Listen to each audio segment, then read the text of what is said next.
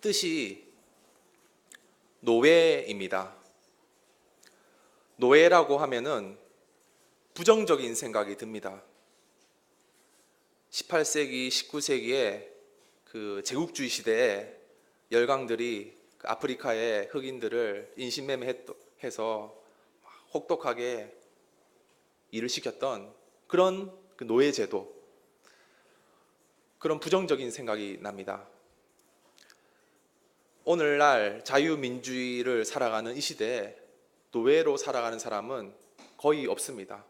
제 기사를 보니까 저기 제3국 지역에는 어린아이나 또 여자들이 장시간 노예와 같이 노동을 하는 걸 이제 기사로 봤었는데, 사실 대부분의 사람은 노예로 살지 않습니다.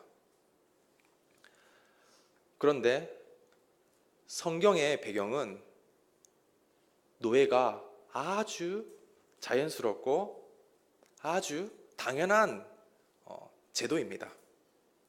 특히 이 로마서가 쓰여진 1세기 로마 제국의 사회는 이 노예야말로 그 나라를 떠받치는 기둥과 같은 역할을 했습니다. 노예들이 거의 모든 분야에서 일을 감당했었는데, 농사도 짓고 광산에서 일하고 또 전쟁의 병사로 또 나가고 또 국가의 행정일도 노예가 맡았다고 합니다. 또 의사도 노예가 하고, 그리고 학생들을 가르치는 교사도 노예가 감당했습니다.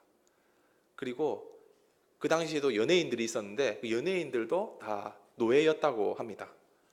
그러니 이 노예는 아주 광범위하게 다양한 일들을 하고 있으니 그 당시 사람들에게 있어서 노예는 아주 자연스럽고 아주 당연한 존재들이죠.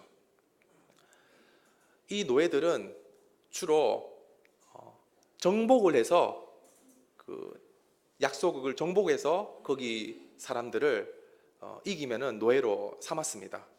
그리고 노예가 결혼해서 애를 낳으면은 또 노예가 되니 정복과 노예들의 자녀 출산을 통해서 그 노예들을 공급받은 것이죠. 노예가 그 당시에 무려 5분의 1이, 전 인구의 5분의 1이 노예였다고 합니다. 로마의 1세기의 인구가 전체가 5천만 명에서 1억 명 사이인데, 그 중에 5분의 1이면은 1천만 명에서 2천만 명 되는 사람들이 다 노예로 살아갑니다. 그 수는 점점 많아져서 3분의 1에 해당하는 사람들까지 다 노예였다고 합니다.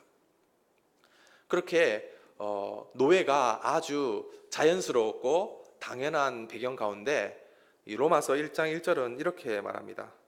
예수 그리스도의 종 바울은 할 때 예수 그리스도의 종, 이 종이란 말이 헬라어로 둘로스입니다. 둘로스. 이 둘로스는 두 가지로 번역할 수 있습니다. 이 servant와 slave입니다.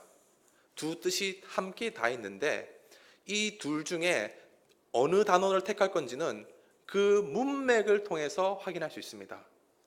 그러나 이 문맥을 볼 때, 그 배경과 문화를 볼 때 이 둘로스는 종이 아니라 노예입니다.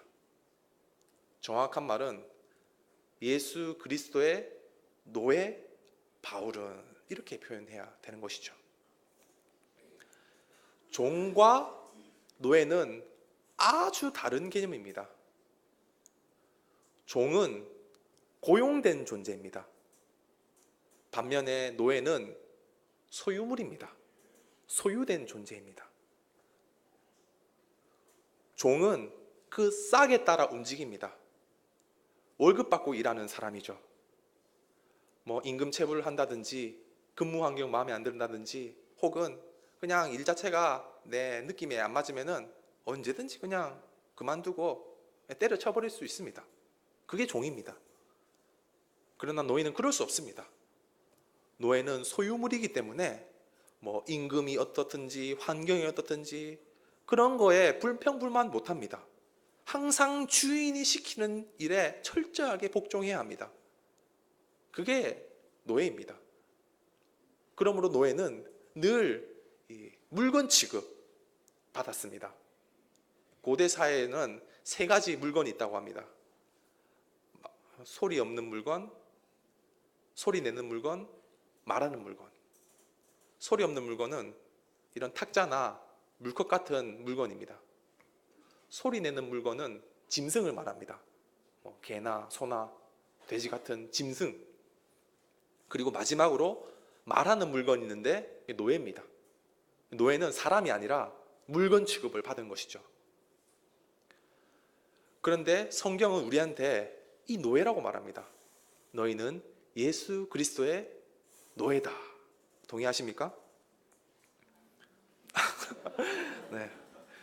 아멘, 아멘 하셔야 되는데요. 노예, 종은 철저하게 자기를 위해서 삽니다. 그 월급 받아서 자기 먹고 사는데 목적이 있습니다.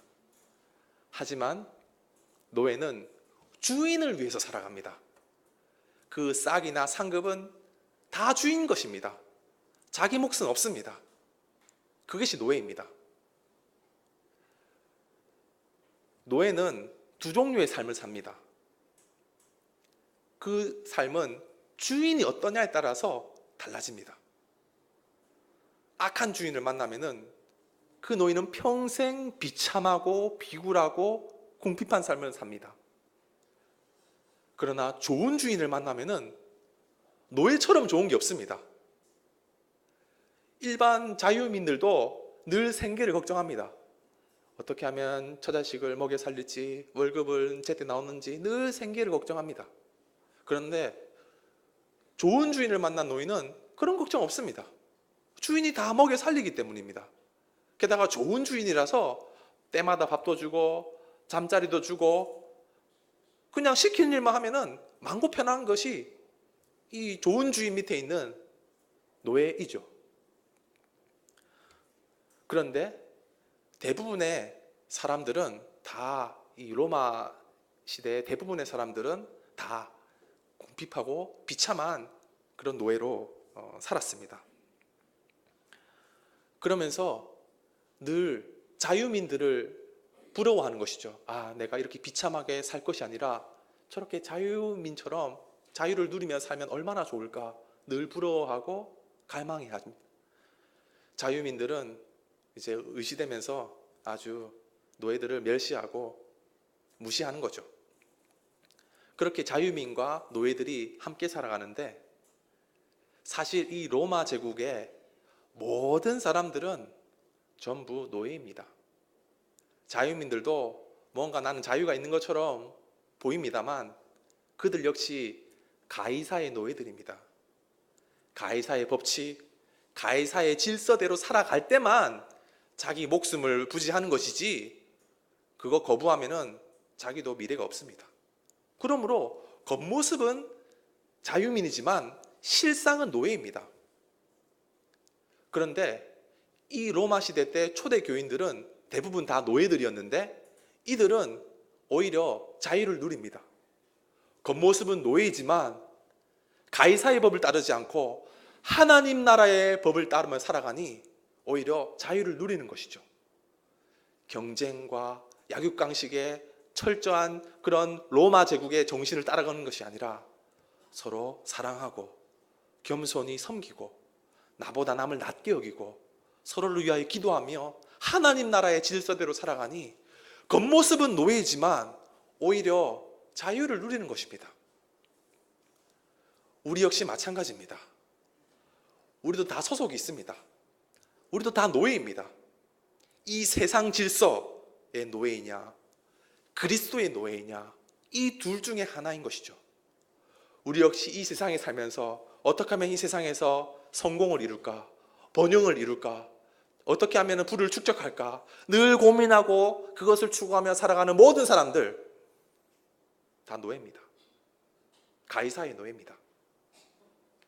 하지만 이 땅에 살면서도 하나님 나라를 소망하며 하나님 말씀대로 살아가는 모든 사람들은 그 처지가 어떠하든지에 상관없이 그리스도께 속한 그리스도의 노예인 것이죠. 우리는 어디 쪽에 있습니까? 여러분들 그리스도의 노예이시면 동의하십니까? 아까보다 훨씬 좋아졌네요. 네, 설명을 해드리니까요.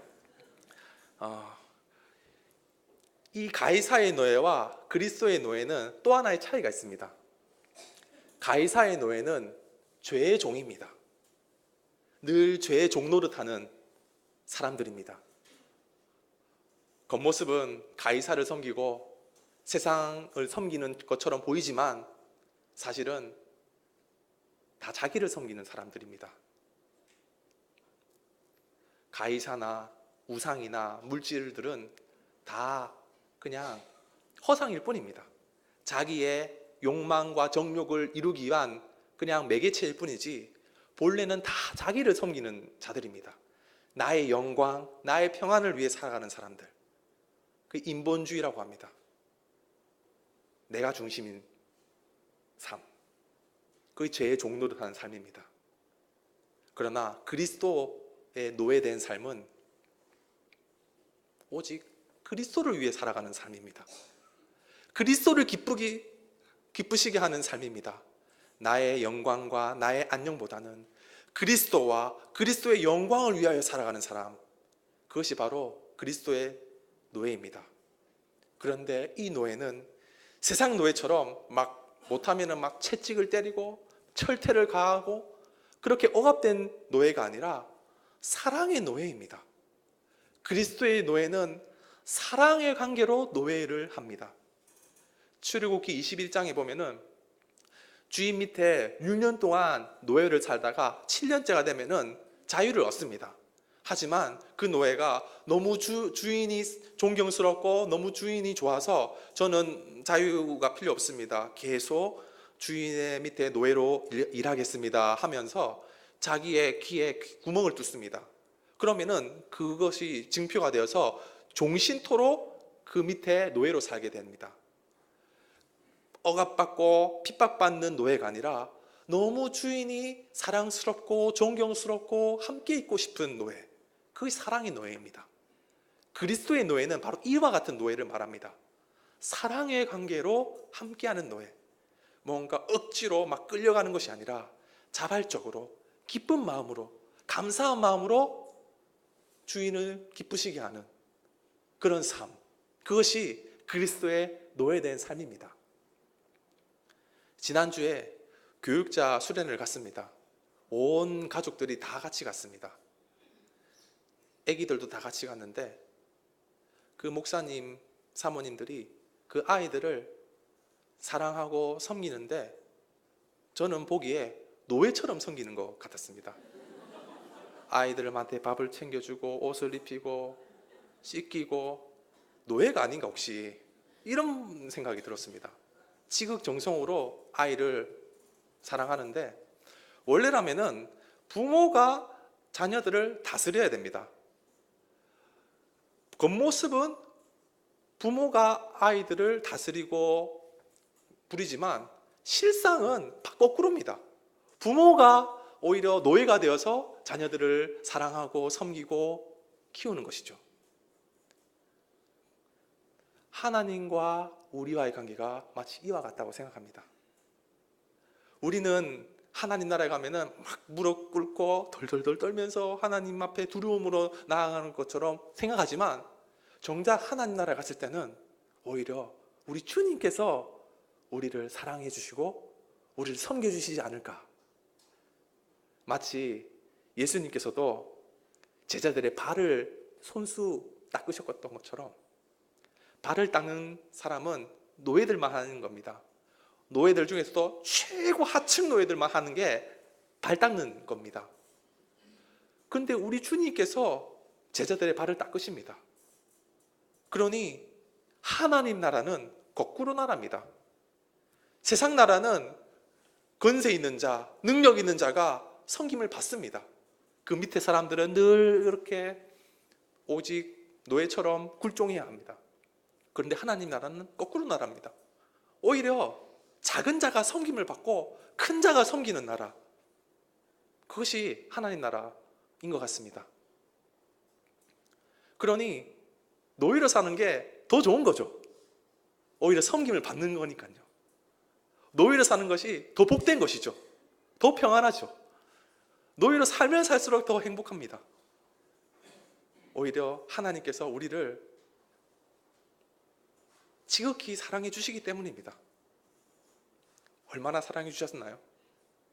독생자를 보내셔서 자기 아들을 십자가에 못 박아 죽이시기까지 우리를 우리를 섬겨주셨습니다.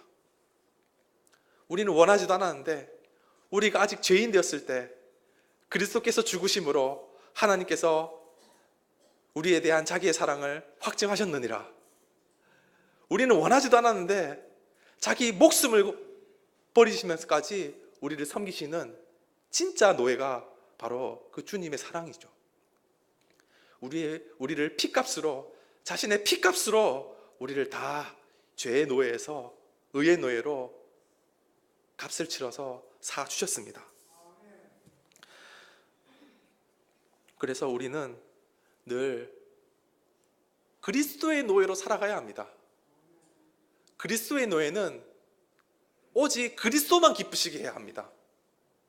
그리스도만 바라보며 살아가야 합니다. 우리가 해야 할 일은 오직 그리스도, 그리고 그리스도의 영광입니다. 그런데 우리는 자꾸 나의 영광, 나의 안녕을 위해 살아갑니다. 여러보세요. 노예씨, 당신 꿈이 뭡니까? 노예씨, 당신 야망이 뭡니까? 노예는 꿈, 야망 필요 없습니다. 노예는 주인 시킨 것만 하면 됩니다. 주인 말씀하시면 그거 하면은 그게 최고의 노예입니다. 노예가 무슨 꿈이 있습니까? 노예가 무슨 야망이 있습니까? 노예는 오직 주인만 기쁘시게 하는 겁니다. 우리가 주님을 주님이라고 고백하는 것 자체가 나는 노예입니다 하는 고백입니다. 그래서 우리는 오직 우리 주님을 기쁘시게 하는 인생 살아야 한다. 그것이 우리의 정체성입니다. 그리스도의 노예. 우리 함께 따라해 보겠습니까? 나는 그리스도의 노예입니다.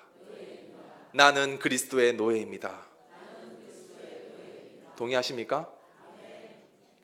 그리스도의 노예는 타협하면 안 됩니다. 우리는 다 소속되어 있습니다. 세상에 소속되어 있느냐, 그리스도께 속해 있느냐, 중간 없습니다. 타협 없습니다. 그리스도의 노예면은 철저하게 그리스도의 노예로서 나아가야 합니다. 역사가 흘러서 2세기가 됐을 때 로마의 박해는 더 심해졌습니다. 기독교는 여전히 불법 종교입니다. 하지만 초대교회 사람들은 더 신앙으로 나아갔죠. 초대교회 2세기 중반에 상투스라는 집사님이 있습니다. 청년 젊은 집사님입니다. 신앙의 이유로 로마 당국에 붙잡혔습니다. 모진 고문을 받고 신문을 당합니다. 그러나 그 상투스 집사님의 입술에는 늘 한결같은 말만 합니다. 나는 그리스도인입니다. 당신 이름이 뭐요? 나는 그리스도인입니다. 당신 국적이 뭐요? 나는 그리스도인입니다. 당신 출신 도시가 어디요? 나는 그리스도인입니다. 모든 질문의 대답은 한결같았습니다. 나는 그리스도인입니다. 괘씸죄에 걸려서 뜨거운 인두로 지짐을 당하고 원형 경기장의 맹수들 앞에 던져져 죽임을 당했습니다. 그러나 그분의 입술에서는 처음부터 끝까지 딱 하나의 말밖에 못 들었습니다. 나는 그리스도인입니다. 하지만 그것이 가장 훌륭한 대답이었습니다. 우리의 이름, 소속, 국적, 직업, 모든 우리의 관계된 것들이 다 그리스도를 떠나서는 있을 수가 없는, 우리의 모든 정체성은 그리스도를 떠나서는 존재할 수가 없습니다. 우린 다 그리스도 안에서 살아가는 존재입니다. 그러니 우리의 모든 그 질문의 대답이 내가 그리스도인입니다 하는 것은 가장 적절하고 가장 훌륭하고 가장 합당한 대답인 것이죠. 그리스도를 떠나서는 한순간도 살 수 없는 존재. 물고기는 물을 떠나서 살 수 없듯이 우리도 그리스도를 떠나서는 한순간도 살 수 없습니다. 우리의 삶이 얼마나 분주합니까? 얼마나 바쁩니까? 학업이 많고 직장 일이 바쁘고 또 자녀를 키우고 집안을 일으키는 그런 일들이 얼마나 바쁩니까? 하지만 그 가운데서 기억해야 합니다. 나는 그리스도인입니다. 그 고백은 나는 그리스도의 노예입니다 하는 고백과 같습니다. 나는 그리스도의 노예다. 난 그리스도의 노예다. 난 오직 그리스도를 기쁘시게 한다. 이 정체성을 늘 기억해야 하는 것이죠. 공부해서 A 학점을 받고 직장에서 잘해서 많은 월급을 받는 것도 좋은 일이지만 그거 이전에 우리는 기억해야 합니다. 나는 그리스도의 노예이다. 하나님께서 우리를 학교로 보내시고 직장으로 보내시고 각 처소로 보내시는 이유가 그저 이 땅에서 잘 먹고 잘 살기 위해서 보내신 게 아닙니다. 그곳 가운데 보내신 이유는 그리스도를 증거하기 위하라고 보내신 것입니다. 분주하고 바쁜 일상 가운데서도 우리는 늘 기억합니다. 오직 그리스도, 오직 그리스도의 영광. 그래서 바울은 고백합니다. 누구든지 우리를 위하여 사는 자가 없고 우리를 위하여 죽는 자가 없도다. 우리가 살아도 주를 위해 살고 죽어도 주를 위해 죽나니 사나 죽으나 우리가 주의 것이로다. 우리의 모든 삶은 오직 그리스도를 기쁘시게 하고 그리스도의 영광을 위하여 살아가는 저 여러분 되시기를 바랍니다. 기도하겠습니다. 거룩하신 하나님 아버지, 우리는 모두 그리스도의 노예임을 이 시간 고백합니다.